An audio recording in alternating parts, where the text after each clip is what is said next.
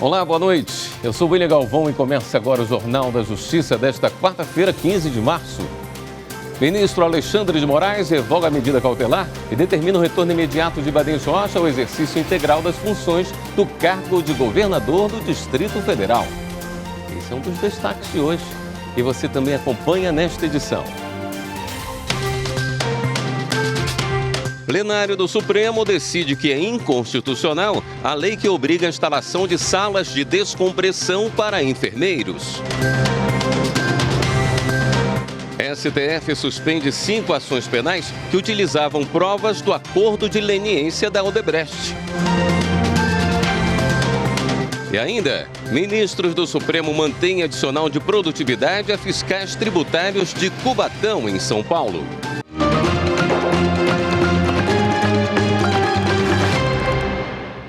O ministro Alexandre de Moraes, do Supremo Tribunal Federal, revogou o afastamento do governador do Distrito Federal, Ibanez Rocha, e determinou o retorno imediato dele ao cargo. Vamos falar ao vivo com a repórter Viviane Novaes, que tem os detalhes dessa decisão. Boa noite, Viviane. Boa noite, William, e boa noite a todos. Olha, o governador Ibanez Rocha estava afastado do cargo desde o dia 8 de janeiro por causa dos atos antidemocráticos que provocaram a destruição do Congresso Nacional, do Palácio do Planalto e aqui do STF. O afastamento havia sido determinado pelo próprio ministro Alexandre de Moraes pelo prazo de 90 dias, que venceria no dia 9 de abril. Mas a defesa do governador pediu a revogação da medida e o ministro atendeu com parecer favorável da Procuradoria-Geral da República. No despacho, o ministro Alexandre de Moraes afirma que não há indícios de que Ibanez estaria buscando criar obstáculo ou prejudicar os trabalhos de investigação, ou mesmo destruindo evidências. Alexandre de Moraes disse que o inquérito que investiga o governador vai seguir o curso regular e ressaltou: o afastamento de Ibanez pode ser decretado de novo se houver razões para isto. William. Obrigado, Viviane. E o plenário do Supremo Tribunal Federal, por maioria, decidiu que é inconstitucional a lei que obriga salas de descompressão para enfermeiros. Repórter Marta Ferreira tem as informações. Uma lei de São Paulo determinou aos hospitais públicos e privados do estado a criação de salas de descompressão para serem utilizadas pelos enfermeiros, técnicos de enfermagem e auxiliares. O espaço serve para que eles descansem durante as jornadas de trabalho. A Confederação Nacional de Saúde, que representa hospitais, clínicas e laboratórios da rede privada, entrou com ação no Supremo Tribunal Federal questionando a norma. Argumenta que a lei tem forte impacto jurídico e econômico e poderá afetar a concessão do alvará de funcionamento pelas autoridades sanitárias e gerar sanções administrativas e judiciais. Sustenta ainda que a lei paulista usurpa a competência privativa da União para legislar sobre direito do trabalho. O caso foi levado para análise do plenário. No primeiro dia de julgamento, o relator ministro Edson Fachin apresentou voto. Na sua avaliação, a norma não trata de matéria trabalhista, mas de política de saúde pública voltada a esses profissionais, matéria de competência concorrente da União, dos estados e do Distrito Federal. Assim, julgou a lei válida. No caso em exame, depreendo, salvo compreensão em sentido contrário, que desde logo manifesto respeito, mas peço vênia, para depreender que a Assembleia Legislativa do Estado de São Paulo, ao exercer sua competência, limitou-se a densificar uma garantia, um direito social constitucionalmente previsto, sem incorrer em desacordo com qualquer disciplina estabelecida em lei federal. Portanto, não há lei federal que exclua a regra estabelecida pela legislação estadual. E a norma, sim, vai ao encontro, e não de encontro, mas vai ao encontro de direito social, que é o direito social à saúde, previsto nos artigos 6º e 196 da Constituição da República. O ministro Alexandre de Moraes abriu divergência. Para ele, a norma cria um direito a uma determinada categoria profissional, ficando caracterizado que se trata de uma questão trabalhista, gerando inclusive punições aos empregadores. Mesmo entendimento tiveram a ministra Rosa Weber e os ministros Gilmar Mendes, André Mendonça, Dias Toffoli e Nunes Marques. Se a sala de descompressão será usada apenas por enfermeiros que trabalham em dado hospital, está claro que a norma visa melhorar as condições de trabalho dos enfermeiros. E, diga-se de passagem, é altamente salutar. Mas não podemos aqui ver com uma norma de direito sanitário, mas sim de direito do trabalho. Basta pensar, por exemplo, que os empregados da limpeza do hospital não terão esse benefício, embora se sujeitem às condições de risco sanitário semelhantes às dos enfermeiros, técnicos e auxiliares de enfermagem.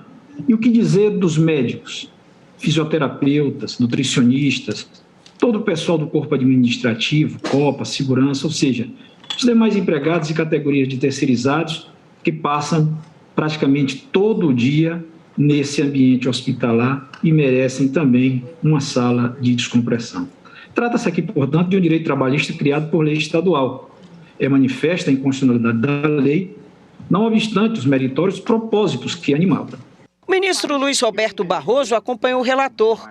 Já os ministros Ricardo Lewandowski e Luiz Fux e a ministra Carmen Lúcia votaram no sentido de julgar parcialmente procedente a ação para que se declare a inconstitucionalidade na parte da lei que trata das entidades hospitalares privadas, excluindo também os hospitais municipais e federais. Eu estou votando no sentido de também considerar parcialmente procedente no que se refere à expressão e privados. E aqui faço referência também ao que já foi feito, em primeiro lugar, para estes serviços e servidores, a competência é do Estado, a matéria é de competência do Estado, é cuidada, portanto, pelas entidades, no caso dos hospitais públicos do Estado, pelo Estado, se tivesse municipais da mesma forma, federais da mesma forma, de suas respectivas entidades, e o que me leva, basicamente, a interpretar como um todo essa lei e a não possibilitar,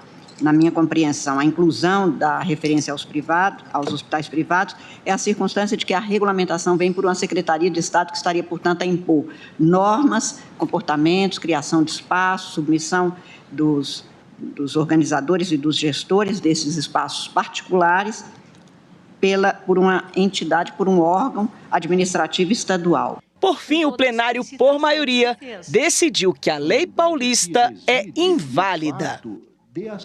A seguir, STF suspende 5 ações penais que utilizavam provas do acordo de leniência da Odebrecht. Voltamos já.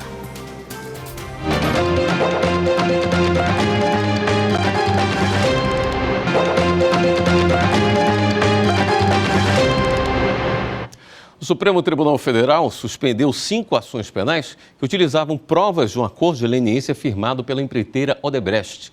As provas obtidas pela Operação Lava Jato foram declaradas inválidas pela segunda turma da Corte. Anderson Arcoverde. As decisões da segunda turma atendem 6 pessoas acusadas de crimes relacionados a supostos desvios de recursos públicos em obras no Pará, Rio de Janeiro e Paraná. O ministro Ricardo Lewandowski observou que as ações penais são baseadas em informações obtidas a partir de um acordo de leniência firmado entre a empreiteira Odebrecht e o Ministério Público Federal. Segundo o ministro, essas provas são inválidas porque foram contaminadas pelo material obtido ilegalmente pela 13ª Vara Federal de Curitiba. Ricardo Lewandowski lembrou que vários pedidos de trancamento de ações penais com o mesmo fundamento já foram deferidos pela segunda turma, inclusive com a concordância da Procuradoria-Geral da República. O Supremo decidiu manter o adicional de produtividade para agentes e fiscais tributários de Cubatão, em São Paulo, até uma decisão final sobre o caso. O benefício está previsto numa lei municipal de 2003. Viviane Novaes. O município de Cubatão pediu para o Supremo suspender uma medida cautelar do Tribunal de Justiça do Estado de São Paulo. O TJ interrompeu o pagamento do adicional de produtividade aos agentes e fiscais tributários da Prefeitura, a pedido do Ministério Público Estadual. No STF, o município alegou que a sistemática de arrecadação da administração municipal prevê a remuneração desses profissionais com base na produtividade. A relatora do caso, ministra Rosa Weber, afirmou que o adicional é uma espécie de parcela remuneratória por desempenho e que a lei municipal estabelece critérios para medir a produtividade de cada servidor e calcular a gratificação de acordo com a eficiência. O adicional existe há 20 anos em Cubatão. Na decisão, a ministra afirmou que o legislador municipal buscou criar verdadeiro sistema de estímulo aos agentes públicos para que os órgãos da administração tributária municipal consigam atingir com sucesso metas e objetivos previamente definidos conforme o planejamento fiscal. Todos os ministros acompanharam a relatora e mantiveram o adicional de produtividade até o julgamento final do caso pelo Tribunal de Justiça de São Paulo. A Polícia Federal fez hoje uma operação para desarticular um comércio ilegal de vinhos da Argentina para o Brasil. Segundo as investigações, o esquema era operado por uma família. Os agentes cumpriram mandados de busca e apreensão no Paraná e em Santa Catarina. As investigações apontam que a família, dona de lojas de vinho na Argentina, teria criado outras empresas do mesmo ramo no Brasil e vendia os vinhos estrangeiros por preços muito abaixo dos lojistas concorrentes que atuam na região. Ainda segundo a PF, o esquema movimentou grandes valores sem declaração formal. Os suspeitos devem responder por descaminho e lavagem de dinheiro. O nome da Operação Mascate significa mercador ambulante e faz referência à forma de ação do grupo. Os vinhos argentinos eram encomendados e entregues em vários pontos de comércio no Brasil. O TRF da 2ª Região seguiu o entendimento do Ministério Público Federal e autorizou uma moradora do Rio de Janeiro a plantar e cultivar sementes de cannabis sativa para fins medicinais. Madeleine Machado. A medida foi necessária diante da ineficácia dos tratamentos prescritos para combater a fibromialgia, a insônia e a dor crônica de uma paciente que sofreu um acidente automobilístico em 1996. Somente com o emprego de medicamento elaborado a partir do óleo extraído da cannabis, a qualidade de vida da mulher melhorou. No entanto, os elevados custos da medicação, que é importada, impossibilitaram a continuidade do seu uso. Os gastos anuais ficavam entre 40 e 60 mil reais. Segundo o MPF, ainda que haja notícia da concessão de autorização pela Anvisa para a comercialização do fitoterápico em território nacional, de modo a reduzir os custos de tratamento, não se sabe da aquisição do produto que tenha surtido tal efeito. Com a licença, a mulher e sua filha não poderão ser reprimidas pelas autoridades policiais sob o argumento de prática dos crimes de tráfico ou uso de drogas e de contrabando. A Escola Superior da Magistratura de Mato Grosso já tem nova diretoria. A desembargadora Helena Maria Bezerra Ramos tomou posse como diretora-geral e o desembargador Márcio Vidal assumiu como vice-diretor-geral para o biênio 2023-2024. Repórter Fernanda Fernandes tem mais informações. Uma gestão pautada na excelência da formação inicial e continuada de magistrados e magistradas para melhor atender a sociedade. É esse o desafio da nova diretoria da Escola Superior da Magistratura de Mato Grosso, que tomou posse em uma cerimônia muito prestigiada. Entendendo a importância que tem essa Escola da Magistratura para uma justiça mais eficaz, uma justiça mais humanizada para todos. É uma alegria incontida retornar, né, à casa, onde eu estive já por vários anos. O momento é diferente do outrora, né? Hoje a exigência é muito maior, mas a gente recebe com bastante satisfação esse ônus. A cerimônia contou com palestras proferidas pelo presidente do Colégio Permanente de Diretores de Escolas Estaduais da Magistratura, o CODEPEI, e pelo diretor-presidente da Escola Nacional da Magistratura. Eu quero deixar minhas homenagens e cumprimentos à eminente desembargadora Helena Bezerra, ao desembargador Márcio Vidal, por mais esse biênio à frente da escola. De fato, são excelentes gestores e que têm vocação para a área do ensino e aperfeiçoamento profissional das escolas judiciais. Eu tenho a certeza, não é só expectativa não, a certeza de que a SMAGES estará em excelentes mãos e que haverá um avanço muito grande. O Os novos membros do Conselho Consultivo da ESMAGES também foram empossados. Estou numa expectativa muito grande de que eu consiga, pelo menos, acompanhar um pouquinho o que o desembargador Marcos fez nessa escola, que revolucionou essa escola. Eu quero dar continuidade a esse trabalho, trazendo o juiz para dentro da ESMAGES, trazendo o juiz para que ele entenda que aqui é a casa dele, aqui que ele pode aprender, aqui que ele pode trocar ideias, aqui que ele pode se capacitar da melhor forma possível em todas as áreas. É um momento de reconhecimento público da importância que tem a nossa escola enquanto um espaço de aprimoramento constante dos magistrados e também dos parceiros. Esse é um espaço da magistratura, mas também de todos os parceiros que congregam essa vontade de continuamente estar em aprimoramento. No próximo bloco, a gente fala sobre o encontro da Rede de Pesquisas Judiciárias e Ciência de Dados, promovido pela Justiça do Trabalho. Até já!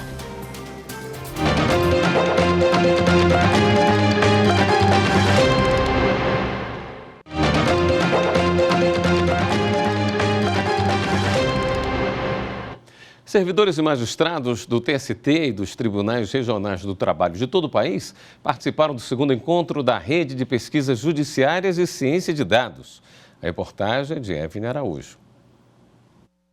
No encontro, representantes dos Tribunais Regionais do Trabalho compartilharam iniciativas desenvolvidas nos TRTs sobre organização e validação de base de dados, produção de estatísticas e elaboração de pesquisas empíricas e diagnósticos sobre a Justiça do Trabalho. O presidente do TST e do Conselho Superior da Justiça do Trabalho, ministro Lélio Bentes Corrêa, frisou que todo o conteúdo produzido vai ser utilizado na construção de políticas públicas para beneficiar a prestação de serviços ao cidadão. A disposição da administração do Tribunal Superior do Trabalho e do Conselho Superior da Justiça do Trabalho de se valer do resultado do trabalho científico produzido pela nossa rede de pesquisas para nortear as políticas públicas a serem implementadas no âmbito da Justiça do Trabalho. A Comissão Nacional de Pesquisa Judiciária e Ciência de Dados da Justiça do Trabalho assume posição estratégica no fortalecimento das políticas públicas judiciárias e no aprimoramento da qualidade da prestação jurisdicional trabalhista. A pesquisa judiciária foi implantada na Justiça Trabalhista com a publicação da Resolução 462 do Conselho Nacional de Justiça. A intenção é integrar os tribunais brasileiros e realizar uma gestão colaborativa de informações. No TST, as funções da Comissão Nacional são monitorar e avaliar a gestão e áreas de pesquisa, além de formular propostas de aperfeiçoamento em relação à governança da Corte. O interesse do Tribunal Superior do Trabalho é qualificar servidores e juízes e juízas para que nós possamos discutir as nossas necessidades, realizar pesquisas empíricas sobre isso e, sobretudo, a partir das pesquisas, utilizá-las para a melhoria da prestação jurisdicional. Seguindo a orientação do CNJ, o TST criou a Secretaria de Pesquisa Judiciária e Ciência de Dados em maio de 2022. Desde então, a unidade tem se organizado para gerir e organizar os dados produzidos no âmbito do tribunal. Um mundo altamente complexo como o que a gente tem hoje, em que se degladiam versões, narrativas diferentes, muitas vezes desconectadas de dados da realidade, é indispensável que uma instância como o Poder Judiciário baseie a sua atuação, baseie as suas decisões, a sua gestão em informações que só podem ser obtidas através de pesquisa empírica. Livro sobre direito do seguro, que tem entre os organizadores o ministro Paulo de Tarso Sanseverino, foi lançado no Superior Tribunal de Justiça. Kátia Gomes. Livro sobre direito do seguro é lançado no Superior Tribunal de Justiça. Um dos organizadores é o ministro Paulo de Tarso Sanseverino. Com quase 1000 páginas, a obra Direito do Seguro reúne todas as palestras do 2º Congresso Internacional de Direito do Seguro e do 8º Fórum de Direito do Seguro José Solero Filho, ambos realizados em novembro de 2021, de forma híbrida, presencialmente no STJ e pela internet, com painelistas de vários países. O evento contou com a participação de especialistas que discutiram temas como a regulação do sinistro, seguro-saúde, seguro de grandes riscos e contrato de seguro. Para o ministro Paulo de Tarso Sanseverino, um dos organizadores da obra, o evento, que durou 4 dias, rendeu frutos importantes. Nós solicitamos que cada palestrante encaminhasse um paper a respeito da sua manifestação. E com o tempo, então, acabamos reunindo todo esse material para ser disponibilizado a quem não pôde assistir na época àquele evento. E uma das ideias também é que nós possamos ter aqui no Brasil o nosso próprio Código Brasileiro de Direito Seguro, que é um sonho de longa data, com alguns projetos em tramitação no Congresso Nacional. Segundo a advogada e organizadora da obra, Inaê Oliveira, o livro traz temas atuais que preocupam o cotidiano do segurado. Vários textos dos painelistas estrangeiros foram traduzidos para a língua portuguesa, então a obra, sempre que o texto é de um autor estrangeiro, na obra está a versão tanto original quanto a versão traduzida para o português, porque, claro, durante o evento houve tradução simultânea, mas com o texto escrito, o objetivo é facilitar o acesso à informação, a conteúdos de qualidade sobre direito do seguro, então tem a tradução dos textos originais dos autores. O livro tem um grande diferencial. Ele vem com QR Codes que levam o leitor diretamente para as palestras. Sua proteção no âmbito do Brasil está contida no artigo 196 da Carta Magna. Outro organizador da coletânea, o advogado Ernesto Cirunic, explica que livros como esse, que debatem o tema, são importantes, porque ainda não existe no Brasil uma lei de contrato de seguro, apenas um projeto de lei em tramitação no Congresso Nacional. Eu acredito que é um ambiente favorável para que o Brasil tenha finalmente a sua primeira lei especial de contrato de seguro, que, entre os seus méritos, tal de reunir a jurisprudência dominante do Superior Tribunal de Justiça, sumulado ou não, mas a dominante do Superior Tribunal de Justiça, e transformado isso em regras, né, para que a conquista, enfim, democrática dentro do tribunal seja uma conquista da sociedade como um todo, na própria lei, sem a necessidade de se recorrer ao judiciário. Vários ministros do STJ, incluindo a presidente da Corte, ministra Maria Tereza de Assis Moura, estiveram presentes no evento. O vice-reitor da Universidade de Coimbra, João Nuno Calvão, que também ajudou na organização do livro, fez questão de participar do lançamento de forma virtual, diretamente de Portugal. É, pois, com uma honra imensa que estou aqui hoje, agradecendo a todas as entidades envolvidas na pessoa do Ernesto Cirunic, que faças dessa mais um passo apenas da longa e brilhante caminhada que tens trilhado no âmbito do direito do seguro, em prol de todas as nações no mundo, e, portanto, Coimbra estará seguramente, e aqui fica lançado o repto, aberta e dará todo o apoio a iniciativas que se sigam envolvendo o IBDS, o STJ, a Escola de Magistrados e outras entidades que vossas existências entendam relevantes. Neste mês das mulheres, o Ministério Público Federal realiza o ciclo Elas por Elas. O objetivo é dar mais visibilidade para a fala de mulheres negras, indígenas e trans, por exemplo. Hoje quem participou foi a assessora de Inclusão e Diversidade do TSE, Samara Pataxó. Juliana Soares conta como foi. Samara Pataxó teve a companhia de Joênia Wapichana, presidente da Fundação Nacional dos Povos Indígenas, a FUNAI. Elas conversaram sobre o movimento indígena e sobre as trajetórias de cada uma. Samara fez uma linha do tempo, relembrou a infância na aldeia, quando sonhava em ser professora, e a adolescência, quando, ao perceber problemas que seu povo enfrentava, decidiu seguir outro caminho, o direito. Entendi também a minha vinda para o TSE como uma forma estratégica também de luta, de dar visibilidade às nossas questões. E quando a gente olha a realidade, né, de nós, povos indígenas no Brasil, em relação à participação política, nós somos um grupo subrepresentado. Isso também comunica para os nossos, né, para as nossas meninas indígenas, para outras mulheres, de que é possível, né, de que a gente, muitas vezes, somos as primeiras a chegar nesse lugar, mas nós não queremos ser as únicas, né? Nós queremos abrir caminhos para que outras também venham e mostrar que é possível. O Jornal da Justiça fica por aqui. Uma ótima noite para você. Até amanhã.